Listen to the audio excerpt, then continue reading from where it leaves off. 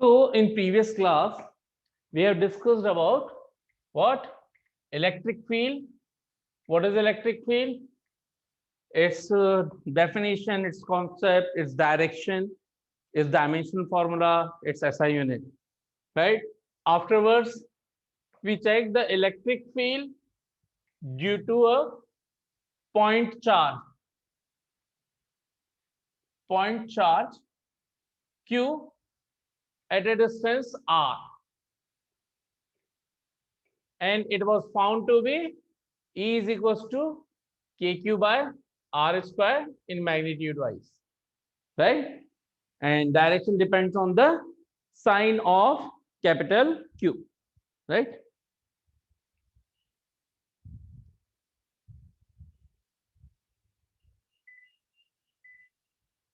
All right. Now we are going to start electric field due to a multiple charge system. Electric field at a particular point due to a system of point charges. So we are going to start this topic now.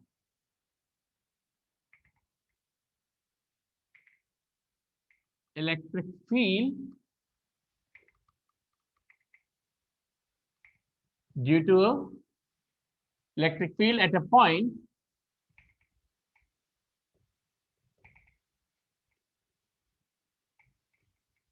due to a system of point charges. So let's suppose we have given n point charges Q1, Q2, Q3, Q1, Q4, Q5, Q6, so on, Qn. N point charges we have given us, and we need to find the net electric field at a particular point because of all the charges.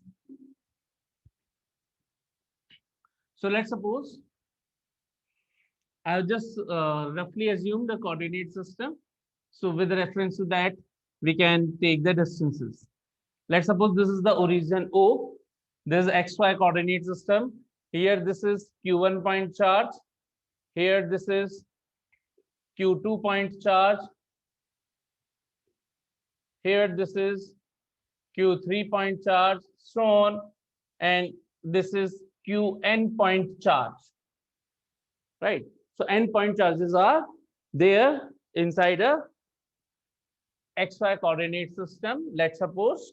And because of all these point charges, we need to find the net electric field at point P, which is at a distance R from origin, and at different distances from different point charges. So let's suppose for simplicity, I have taken the distance from point charge Q1 to point P is R1. This one is R1. Q2 to point charge P distance R2. Q3 to point charge Q3 to point P as R3, and so on. Qn to point charge Rn. So R1, R2, R3 are the distances because of the individual point charges Q1, Q2, Q3, Qn at point P, right? So clearly, if I'll be giving the name A, B, C, D, E, F, G, N. So this is AP vector is the R1 vector, BP vector is the R2 vector, BN vector is the RN vector, CP vector is the R3 vector, and NP vector is the what? RN vector, right?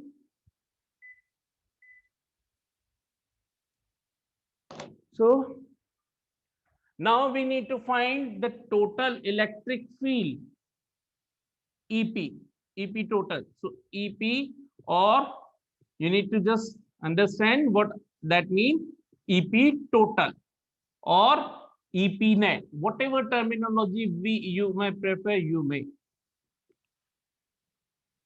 you should know that what we are going to find. EP means total electric field at point P or net electric field at point P because of all the charges. For this, we use a concept of superposition principle.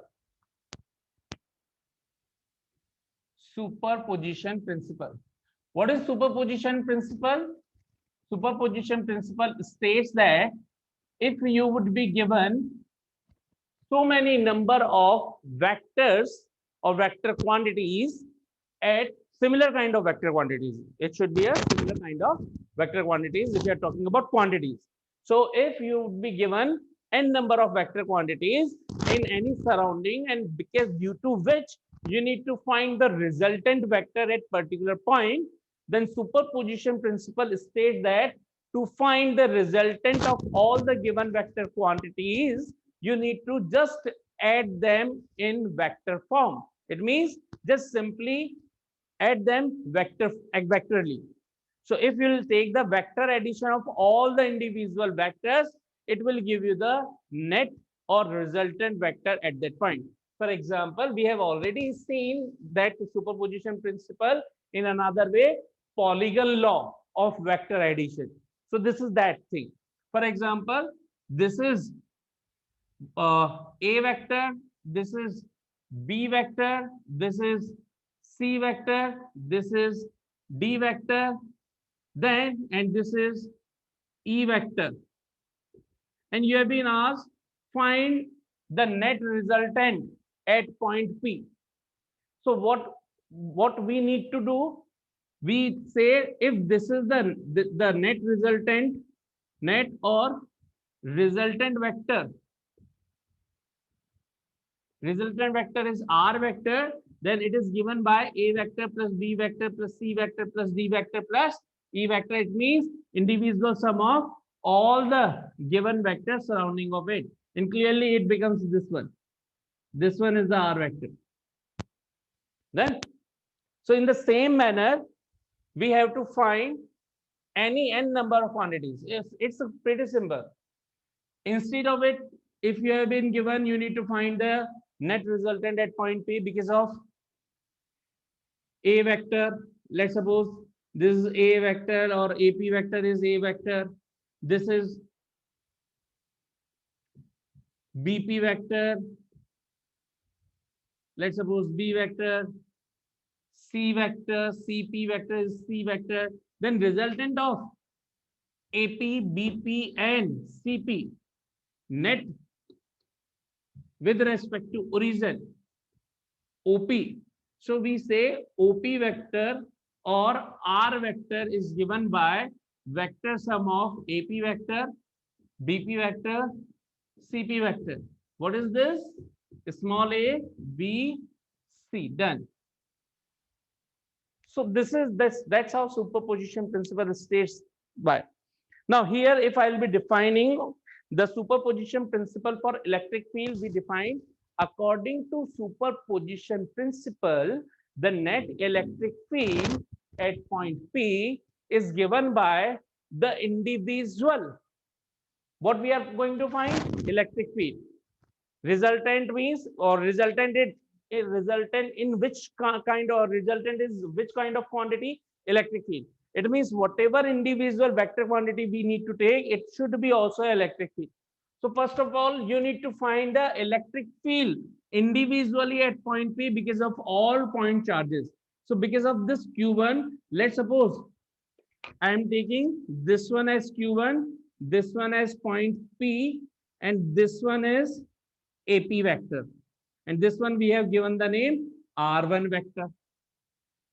So in this same direction, and we have by default, we have assumed all are positive. After knowing the concept, you can take the minus sign, and based on that, you can reverse the direction, whatever positive or negative.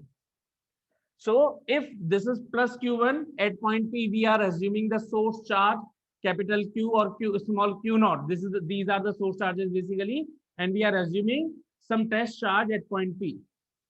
Q naught. This is also plus Q naught. So in which direction? The direction of electric field in along the same direction of R1 vector. So we can say R1 cap. Direction of r1 vector is given by its unit vector r1 cap. So in the same direction, E1 vector would be written as E1. Tell me everyone, what should I need to write? Because of charge Q1, the distance R1, what should be the electric field E1? Tell me the value.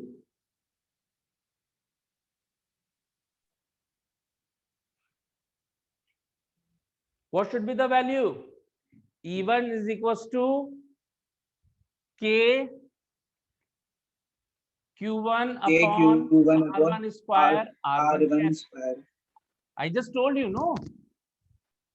Before, but we have already taken that because of Q charge at this distance R, how much should be the electric field at point P? OP. So EP is equals to KQ by R square in scalar form and direction wise. R cap. R cap is this one. So E1 should be KQ1 upon R1 square R1 cap. Similarly, can you tell me the E2 vector? What should be the E2 vector? So for this, I'm just considering here. This one is Q2. Q2 is the source charge. Its distance from point P is R2, and I'm taking as R2 vector, BP vector as R2 vector.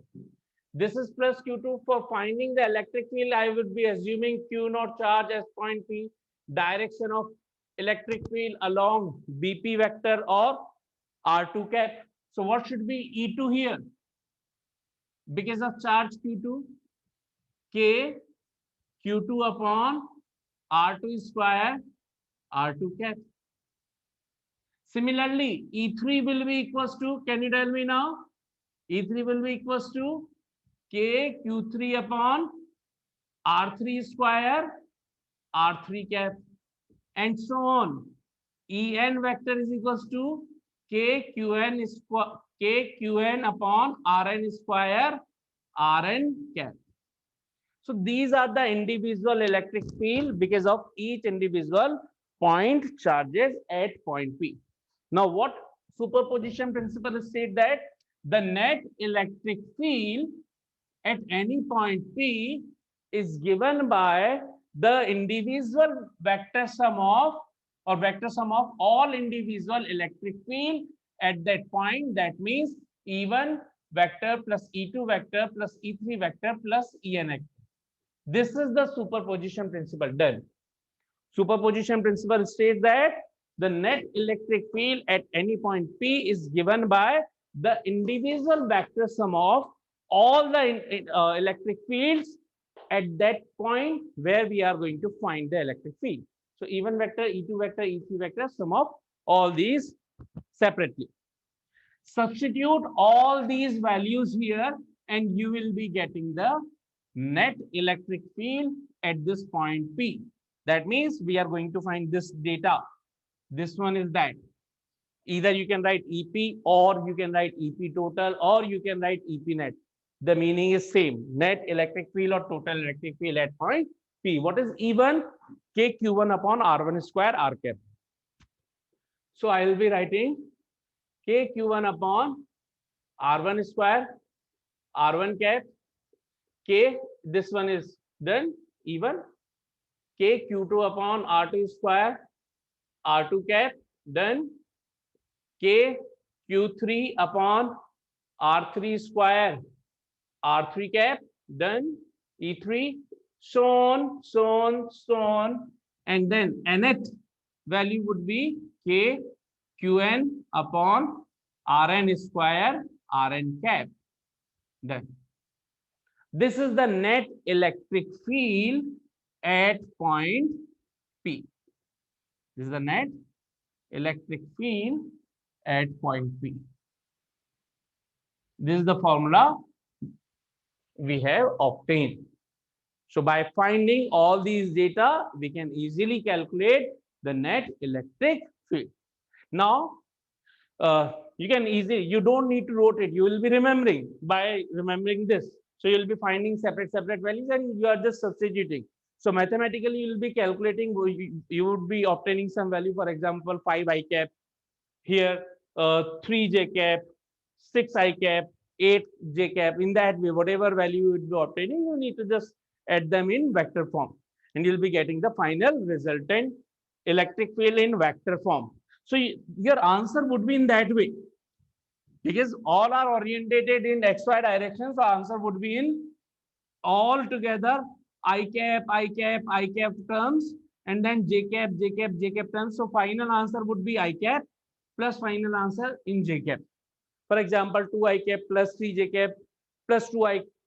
This one would be, let's suppose this comes in I cap direction, 10 I cap, right? I'll be writing, for example, 10 I cap, just for understanding. This is 3 J cap. This is 4 I cap. Then E4, E5, let's suppose 5 I cap, 6 J cap.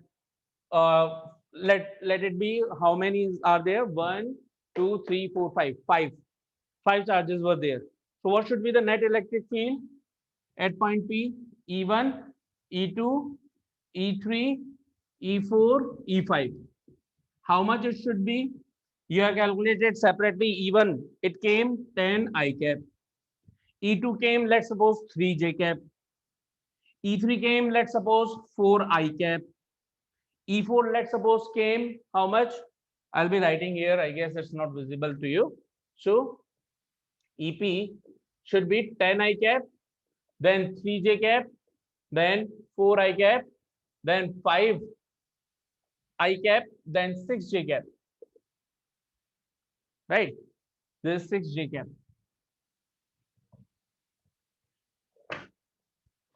So how much it should be? Add I cap terms separately. 10, 14, 5. So let me take it 6 I cap. This one is 6 I cap. Not 6, 5. 5, let it be 5. So 10, 5, 5. Just for simplicity. 20 I cap. Then 3 and 6. 9 J cap. And I can take it, let it be 7. So 7 and 3, 10 J cap. So you got the final answer as EP vector is equals to 20 I cap plus 10 J cap. Now, if you have been asked how much is the electric field in magnitude, so you'll be writing EP magnitude. Since this is just the simple vector terms, I cap plus J cap. How we find the resultant magnitude of the resultant? I cap square, J cap square, under root. So 20 square, 10 square. You know, na? If R vector is some A I cap, AX I cap, and BY J cap, then R is given by AX square plus BY square in that way. So similarly, 20 square 400, 10 square 100. This will become 500. So you can say 10 root 5 is the answer, right? So how many have understood the whole concept? Now, let's do it in short form. How to write it in short form? So see, what did we obtain? I'm writing in expanded form. I'm just erasing it and writing in expanded form again. So what did we obtain? EP is equals to K Q1 upon R1 square R1 cap. E1 value, E1 vector value. K Q2 upon R2 square R2 cap. E2 value.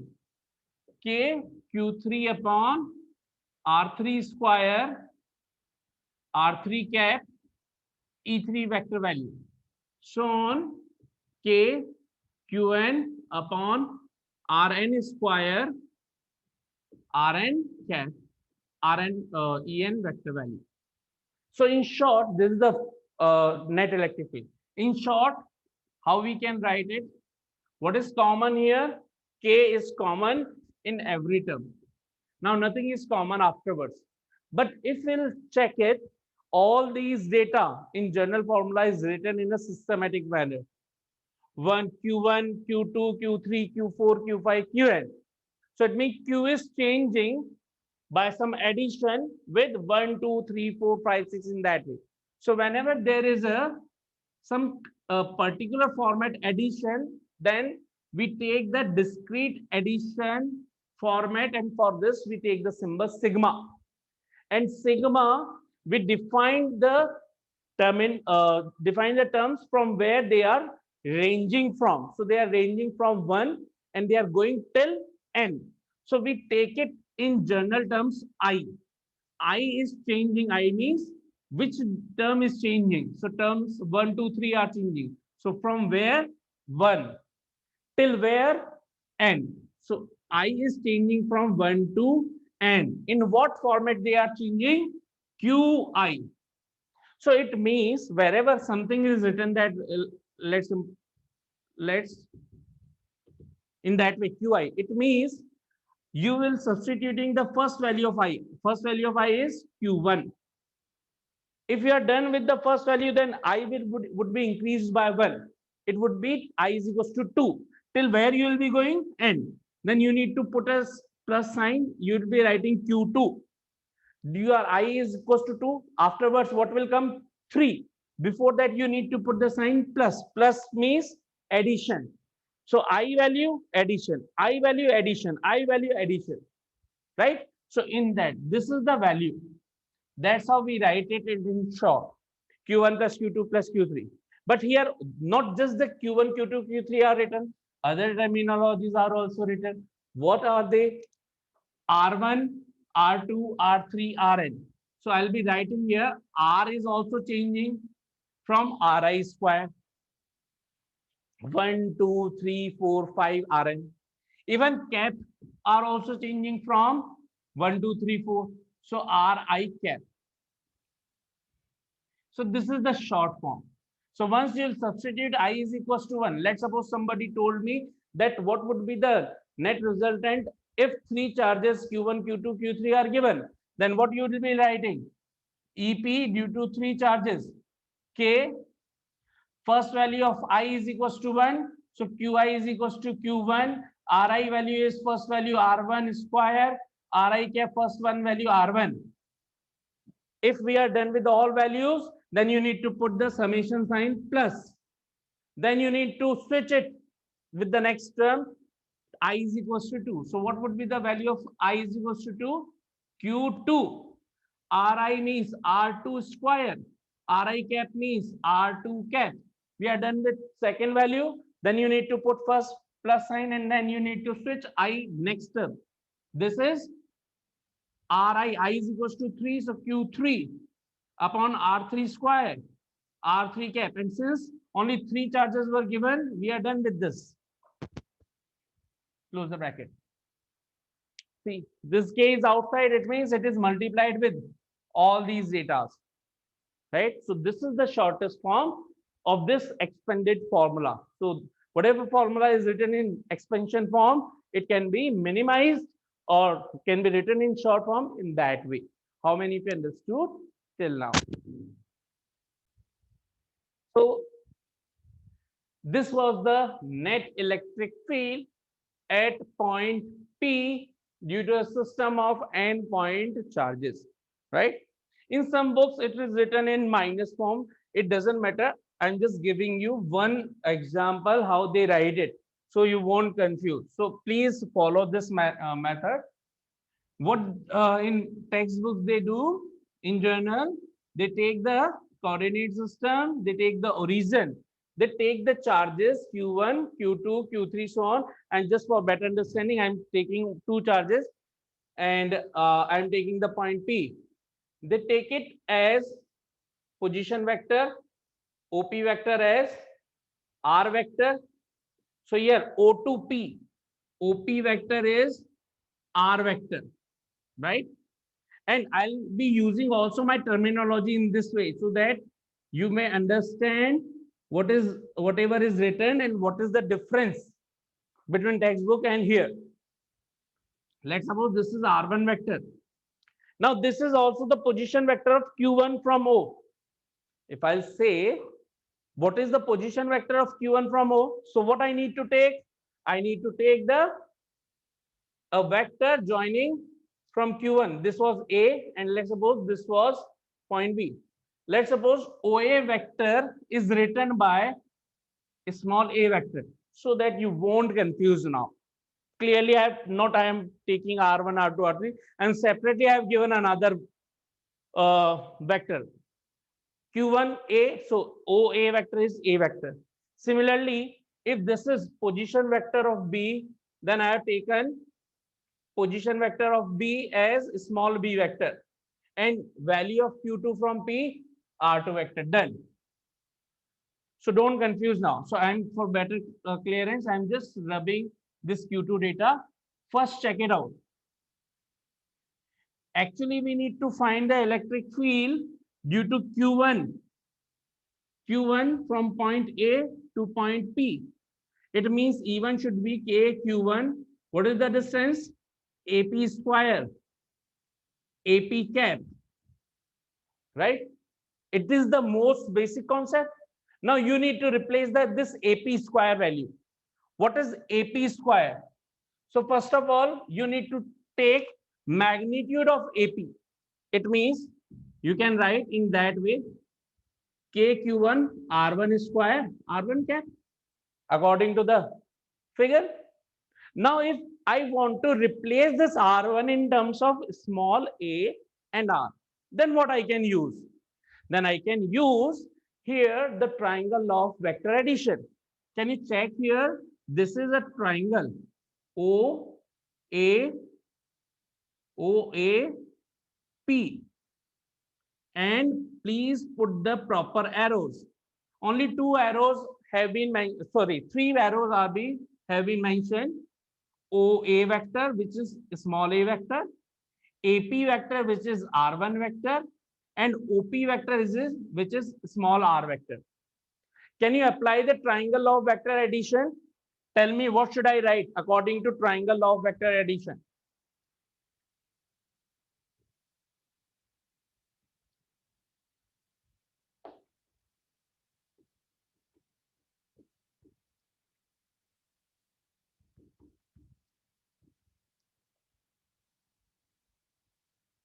In which triangle I am applying this law? In triangle OAP, triangle law of vector addition. What is the triangle law of vector addition? It states that if two vectors are represented by two continuous sides of a triangle, then the third side of a triangle closing the triangle in the opposite direction will be considered as the resultant of the given two vectors in terms of its magnitude and direction. Okay? Two vectors which are continuous. Continuous means your pen should not be, stopped. So if I'll take the continuous sides among OA, AP, and OP, what are the two continuous sides? Can you tell me? What two sides are continuous sides? OA, AP, and OP. OA and OP. OA and OP. Beta, how OA and OP OA and could be AP. the two continuous? Continuous means, see, this. I should not lift my pen while continuation. So if I'll be writing, there should be no stop. See, if I'll be taking two continuous sides OA and OP, then definitely I have to lift my pen. Then and then I can make. Clearly, these are not continuous sides. Continuous means your pen should not be lifted. In that way, it is continuous. So see, OA, if I will be moving from O to A, then I can clearly move along A to P. This is continuous. So OA and AP are two continuous. Then the third side, which is closing the triangle in the opposite direction, should be their resultant vector, R vector. So which one is the resultant? OP is the resultant. So if I'll apply the triangle law of vector addition, I should write two continuous sides OA plus AP vector should be is equals to its resultant OP vector. What is OA vector? Small a vector. What is AP vector? R1 vector. What is OP vector? R vector. Which value I have to substitute here? R1 value. So which value I have to find out here? R1. So R1 vector is equals to R minus A. Got it? That means magnitude of R1 vector is equals to magnitude of R minus A. And that's how the textbooks apply here this one. R minus A. Magnitude. Magnitude of